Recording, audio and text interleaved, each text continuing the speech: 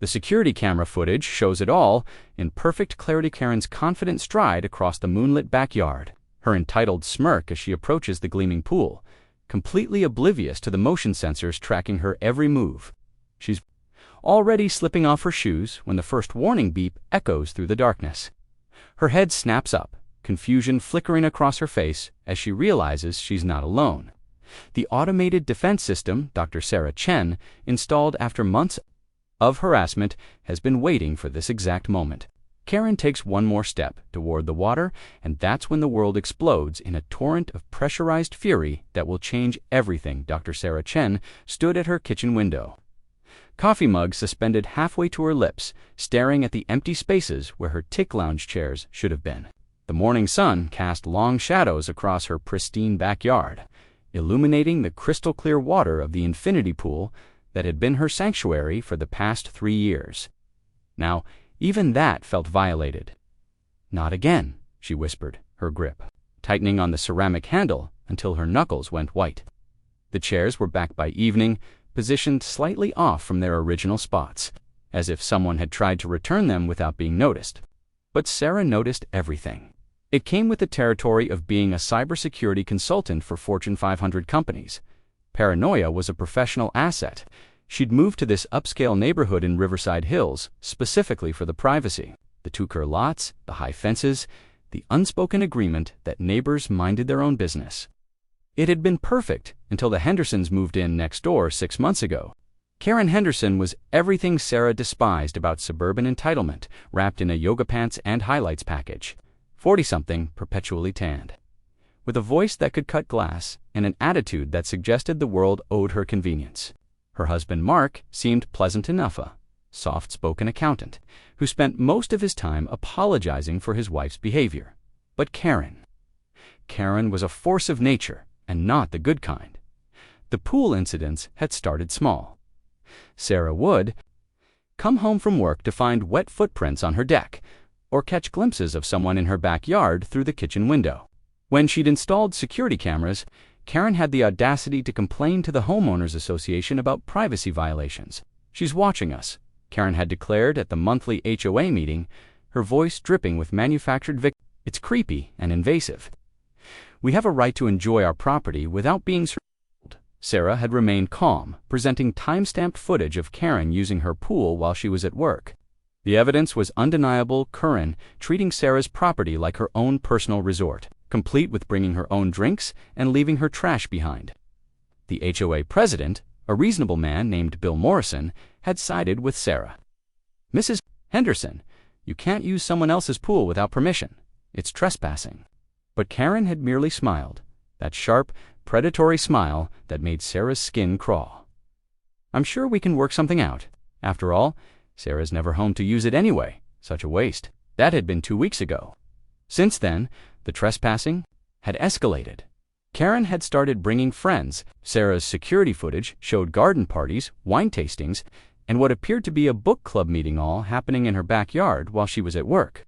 The breaking point came on a Tuesday evening when Sarah arrived home to find Karen's teenage daughter and her friends having a pool party. Loud music, alcohol, and at least 15 kids she didn't recognize.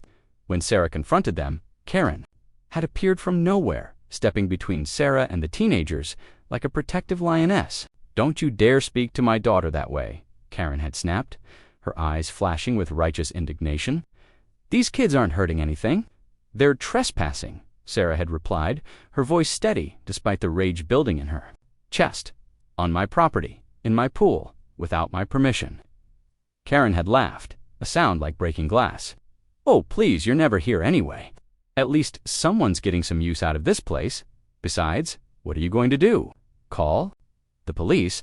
They'll just tell us to work it out like adults." She'd been right about the police. 2 officers had responded to Sarah's call. But without Karen and the kids actually present, there was little they could do beyond taking a report. "Install better security," one of them had suggested. "Maybe some motion sensors." Motion sensors? The idea had sparked something in Sarah's mind, a solution that went beyond simple surveillance. She'd spent the next week researching, planning, and very quietly implementing a system that would make Karen's next uninvited visit memorable. The auto-fire water cannon had been designed for agricultural use, protecting crops from deer and other wildlife, but Sarah had modified it, enhanced it with her tech expertise. Motion sensors, thermal imaging, a smartphone app that let her monitor and control the system remotely. She'd positioned it strategically, hidden behind a decorative rock formation that Karen had never bothered to notice. The beauty of the system was its precision. The sensors could differentiate between Sarah's biometric signature and any other human presence. When Sarah was home, the system remained dormant. When she was away, it became a silent guardian, waiting for the next intrusion. She'd tested it thoroughly, adjusting the pressure and trajectory until she was satisfied. The water cannon could deliver a targeted blast with enough force to knock someone off their feet, but not enough to cause serious injury. It was designed to shock, to humiliate, to make a point that couldn't be ignored. Sarah had hoped she'd never need to use it. Despite everything, she'd held on to some naive belief that Karen might eventually respect boundaries. But as she sat in her home office that Thursday evening, watching the security feed on her laptop, she knew that hope had been misplaced. Karen was back, and this time she wasn't alone. Through the infrared camera, Sarah watched as Karen led what appeared to be a group of real estate agents across her backyard. She could hear fragments of conversation through the outdoor microphones she'd installed. Double quotes, ... absolutely perfect for entertaining ... such a shame it's wasted on someone who's never home. Double quotes, ... the owner is some anti-social tech person. Hardly ever see her ... Sarah's blood ran cold as she realized what was happening. Karen wasn't just trespassing anymore, she was conducting unauthorized tours of Sarah's property. The woman was actually trying to sell the narrative that Sarah's house was somehow available, that her absence made it fair game for someone who would appreciate it more. The group moved closer to the pool, and Sarah could see Karen gesturing expansively, playing the perfect hostess in someone else's home. One of the agents, a middle-aged man in an expensive suit, was taking notes. Another was snapping photos. With her phone, "The pool area is really the crown jewel," Karen was saying, her voice carrying clearly through the audio system. "Such a waste that the current owner never uses it. I've been thinking about making an offer. The place has such potential if someone who actually cares about entertaining lived here." Sarah's finger hovered over the activation button on her phone app. Part of her wanted to call the police again to handle this through proper channels, but she'd tried that approach. She'd been patient, reasonable, understanding. She'd filed complaints, attended HOA meetings, and followed every official protocol available. Karen had responded to each attempt at civilized resolution with escalation. The message was clear. Karen believed she was untouchable, that Sarah's introversion and professional schedule made her an easy target. The entitled suburban queen thought she could claim whatever she wanted through sheer audacity. But Sarah had built her career on understanding systems, on recognizing patterns and implementing solutions. Karen Henderson was a problem that required a direct response. The real estate group was now standing at the edge of the pool. As if she owned them, one of the agents was actually dipping her hand in the water, testing the temperature. "Perfect for a midnight swim," Karen said with a laugh. "Sometimes I come over here after Sarah goes to bed." She never noticed the woman's practically a hermit. That was it. Sarah's thumb moved to the activation button. "System armed," the app confirmed in small text. "Target acquired." Through the camera, Sarah watched Karen step closer to the pool's edge, her arm extended as she continued her sales pitch. The motion sensors locked onto her heat signature, calculating trajectory and pressure. The water cannon rotated silently, its aim adjusting with mechanical precision. Karen was mid-sentence, something about unused potential. When the system engaged, the blast hit her center mass with the force of a fire hose, the pressurized water striking her with enough impact to lift her off her feet. Karen's confident smile vanished, replaced by shock and panic as she flew backward, arms windmilling wildly as she tried to maintain balance. She hit the pool with a splash that sent water cascading across the deck, her designer outfit instantly ruined, her carefully styled hair plastered to her head. The real estate agent screamed, scrambling away from the water's edge as the cannon continued its programmed cycle. sending additional bursts across the pool area to ensure no one else lingered. Sarah watched through the camera. Police arrived at 11:47 p.m., their red and blue lights casting eerie shadows across the manicured lawns of Riverside Hills.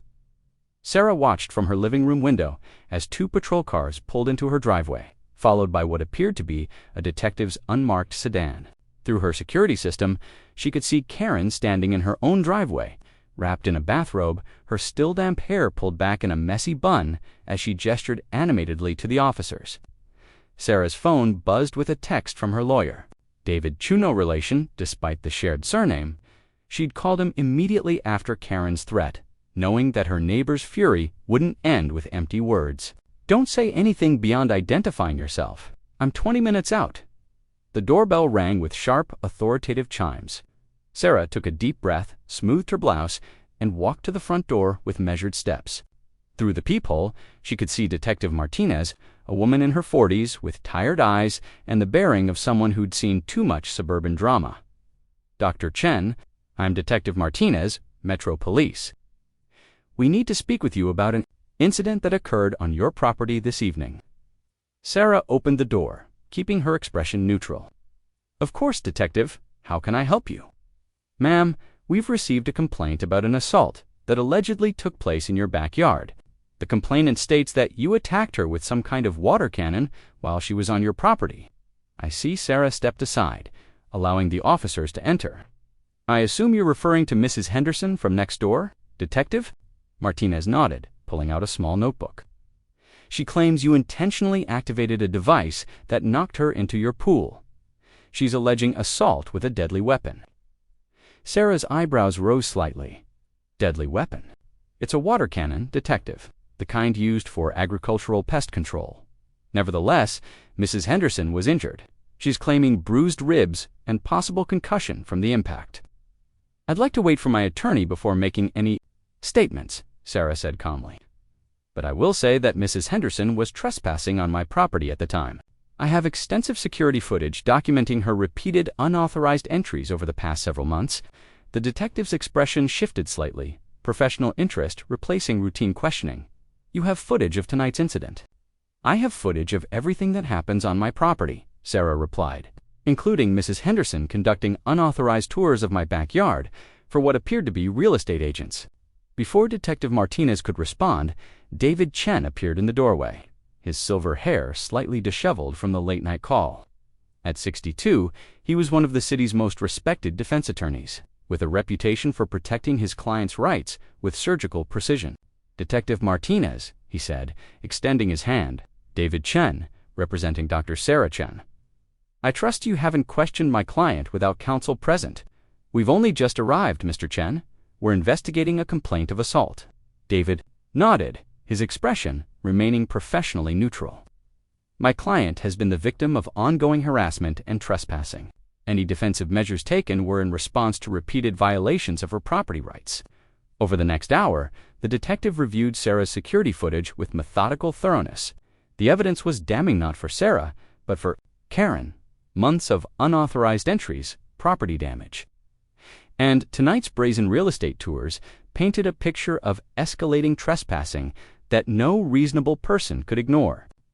Mrs. Henderson failed to mention the unauthorized tours, Detective Martinez noted dryly as she watched Karen gesturing expansively to the group of agents, or the fact that she's been using your pool regularly without permission. "She's been conducting a campaign of harassment," David added. "My client has filed multiple complaints with the Homeowners Association and has attempted to resolve this matter through proper channels. Tonight's incident occurred when Mrs. Henderson brought strangers onto my client's property for what appears to be an unauthorized showing." The detective closed her notebook. "Dr. Chen, I need to ask, is your water cannon system legal?" Sarah had been expecting this question. "It's a commercially available agricultural device modified for property protection. It's and designed to deter trespassers without causing serious harm. The water pressure is calibrated to be equivalent to a strong garden hose, not a fire hose, and it only activates when you're not home. Correct? It's biometrically programmed to recognize my thermal signature. When I'm on the property, the system remains dormant." Detective Martinez made a few more notes, then looked up. Dr. Chen, while I understand your frustration with Mrs. Henderson's behavior, I have to advise you that automated defensive systems can be legally complicated, even on your own property. David leaned forward. Detective, what would you recommend for a homeowner facing ongoing trespassing and harassment? My client has documented evidence of repeated violations, and the traditional channels have failed to resolve the problem. Traditional channels haven't failed, came a sharp voice from the doorway. They've been ignored. Everyone turned to see Karen Henderson standing in the entrance, flanked by her husband Mark and a man Sarah didn't recognize. Karen had changed into dry clothes, but her hair was still damp and her face was flushed with anger.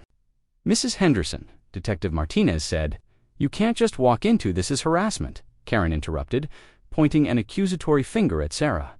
"Months of harassment. She's been spying on us, recording our conversations, making us feel like prisoners in our own home." Mark Henderson stepped forward, his usually mild demeanor replaced by something harder. "Karen, please. Let's just know, Mark, I'm tired of being reasonable. This woman," she gestured at Sarah, "has been conducting surveillance on our family. Our children can't even play in our own backyard without being watched." The third man cleared his throat. "Detective Martinez, I'm Robert Sterling, Mrs. Henderson's attorney. We're here to file a formal complaint for assault, harassment, and invasion of privacy." David's expression didn't change, but Sarah could see the slight tension in his shoulders. "Mr. Sterling, your client has been systematically trespassing on my client's property for months. Any surveillance was conducted on Dr. Chun's own land, documenting criminal activity." "Criminal activity?" Karen's voice rose to a near shriek. "I was sharing community resources. This is a neighborhood, not a fortress." Mrs. Henderson, Detective Martinez said firmly, "Using someone else's pool without permission is trespassing. Bringing unauthorized individuals onto their property is also trespassing. The evidence is quite clear." Karen's face went red. "Evidence? You mean the illegal surveillance? The spy cameras she's hidden everywhere? This is America, not East Germany." Sarah spoke for the first time since the confrontation began, her voice calm and professional. "The cameras are on my property. Mrs. Henderson, you have no reasonable expectation of privacy while trespassing on someone else's land." "Trespassing?" Karen laughed bitterly. "You're never here. You leave for work at 7 in the morning and don't come home until after dark. That pool sits empty for months at a time while you're traveling for work. It's wasteful." "Being absent doesn't invalidate property rights," David said smoothly. "Dr. Chen could leave her house empty for a decade, and it would still be her property." Sterling stepped forward, his expression grave. "Detective, my client suffered physical injuries from an automated weapon deployed without warning. This goes beyond simple property protection into the realm of booby traps, which are illegal in this state." Sarah felt her stomach tighten. She'd researched the legality extensively, but the line between defensive systems and booby traps was murky at best. "It's not a booby trap," she said carefully. "It's a motion-activated deterrent system with clear warnings." Mrs. Henderson was verbally warned before the system engaged. "Verbally warned," Karen's voice dripped with sarcasm, by a disembodied voice from hidden speakers. "That's not a warning. That's psychological warfare." Detective Martinez raised her hand for silence. "I think we need to take a step back here, Mrs. Henderson. You're alleging assault. Dr. Chen, you're claiming property defense. Both of you have lawyers present, which suggests this is going to be complicated." She turned to Sarah. "Dr. Chen, I'm going to need you to deactivate your water cannon system while we investigate this complaint." "Can you do that?" Sarah nodded reluctantly. "I can put it in maintenance mode. And Mrs. Henderson, I'm going to need you to stave off Dr. Chen's property entirely. That includes the pool area, the deck, and any other part of her land." "Is that?" Understood. Karen's face twisted with indignation. "So she gets to keep her spy system and her assault weapons. But I can't even set foot on Mrs. Henderson." Detective Martinez said firmly, "You've just admitted to repeatedly trespassing. I'm being generous by not arresting you right now. Don't push it." The silence that followed was thick with tension. Karen's breathing was audible, sharp and angry. Mark looked like he wanted to disappear into the floor. Sterling was taking notes, probably calculating billable hours. Finally, Karen spoke, her voice low and dangerous. "This isn't over, Sarah. You think you're so smart with your cameras and your toys, but you've made a mistake, a big one." She turned to Sterling. "I want—" 3 days after the destruction of her security system, Sarah Chen sat in her home office at 2 a.m., surrounded by monitors, displaying code that would have impressed her Pentagon clients. The cyber warfare techniques she'd developed for corporate espionage prevention were now being repurposed for suburban survival. Karen had made a critical error in her escalation. She'd assumed Sarah's expertise was limited to water cannons and basic security cameras. She had no idea that the woman she was trying to intimidate had spent 15 years developing intrusion detection systems for companies that couldn't afford to be vulnerable. The doorbell rang, sharp and insistent in the pre-dawn darkness. Sarah glanced at her temporary security monitor, hardened military-grade system she'd installed after the attack, and saw Detective Martinez standing on her porch, looking haggard and frustrated. "Dr. Chen, I need to speak with you." Sarah opened the door, noting the detective's disheveled appearance and the way her hand rested unconsciously near her weapon. "Detective, it's rather late. Your neighbor's house was broken into 2 hours ago," Martinez said without preamble.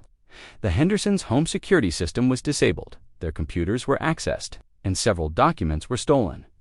Mrs. Henderson is claiming you're responsible." Sarah's expression remained perfectly neutral.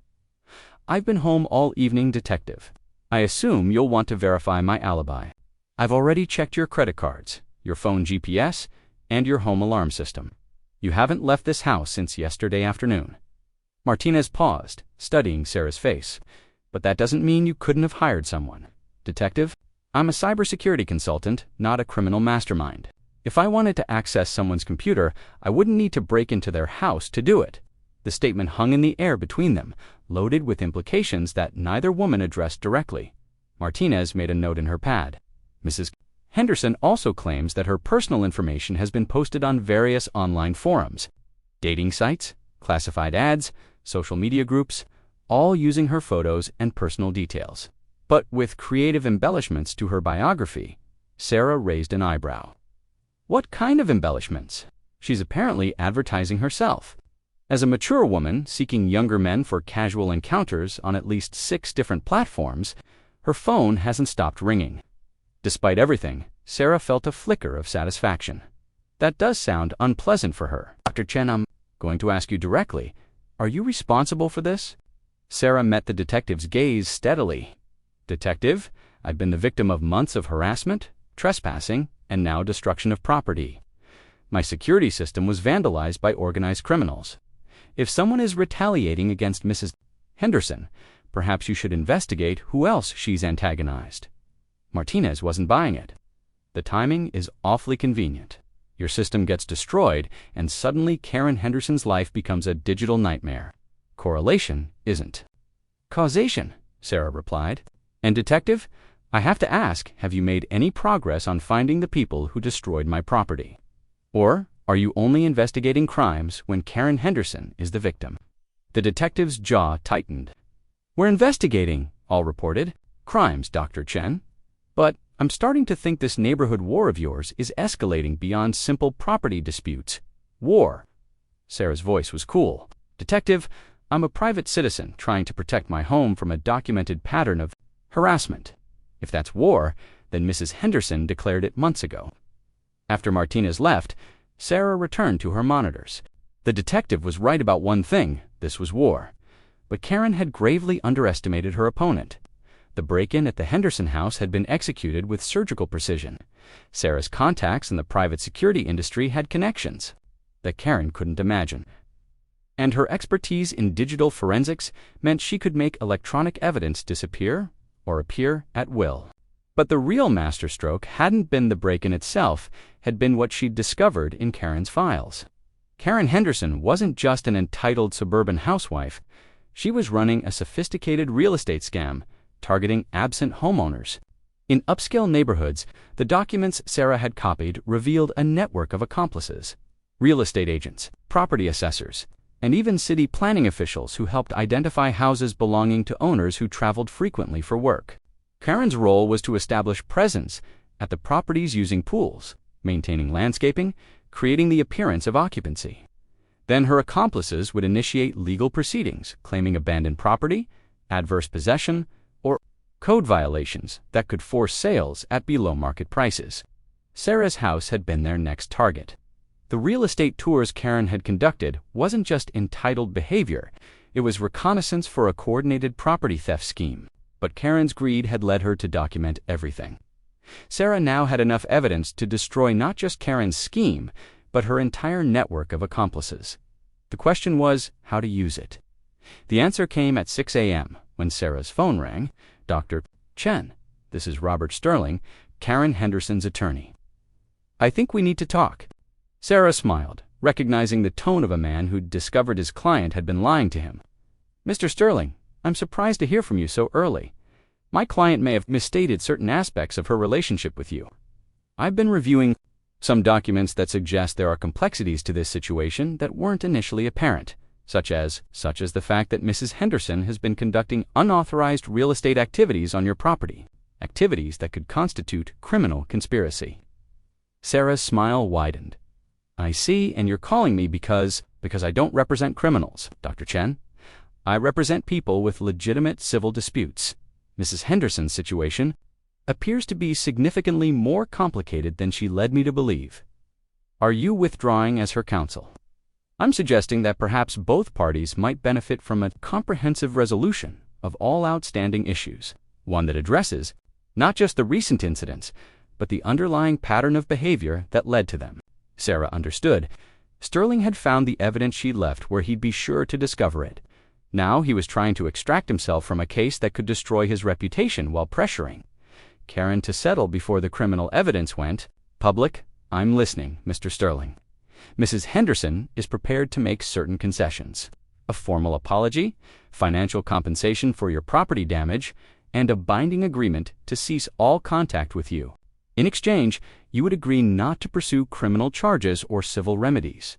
And if I refuse, then I withdraw as counsel, and Mrs. Henderson faces the consequences of her actions alone." Sarah pretended to consider this.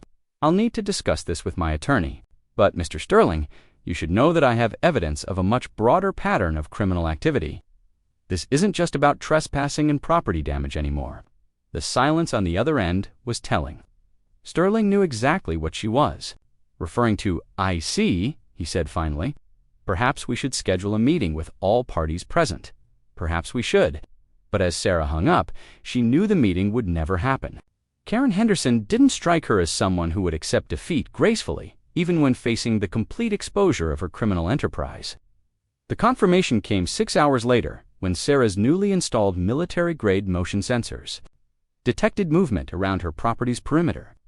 This time, Karen wasn't being subtle. Through her hardened security system, Sarah could see them, Karen herself, accompanied by at least 8 individuals, some carrying what appeared to be weapons. They weren't trying to hide their approach. This was meant to be intimidation, show of force designed to make Sarah back down from her investigation. Sarah activated her emergency protocols. Every piece of evidence she'd gathered was already backed up to secure servers in 3 different countries. Her network of private security contacts was on standby, and her new defensive systems, far more sophisticated than a simple water cannon, were fully operational. The group stopped at the edge of her property line, just outside the range of her legal defensive perimeter. Karen stepped forward, her voice carrying clearly through the night air. "Sarah, I know you're watching. We need to talk." Sarah responded through her outdoor speakers, her voice calm and professional. "Mrs. Henderson, you're trespassing with an armed group. I've already called the police." "The police aren't coming," Karen replied, her voice filled with confidence. "I have friends in the department. This is between us now." Sarah felt a chill of genuine fear. Karen's real estate scam had been more extensive than she'd initially realized. If she had corrupt police officers protecting her operation, the situation was far more dangerous than a simple neighborhood dispute. "What do you want?" Sarah asked. "I want you to delete everything you copied from my house. I want you to end your harassment campaign. People like me, people who think they're better than everyone else, people who hide behind their money and their technology instead of being part of the community. You've been a problem since the day you moved here, Sarah. It's time to solve that problem. Through her sensors, Sarah could see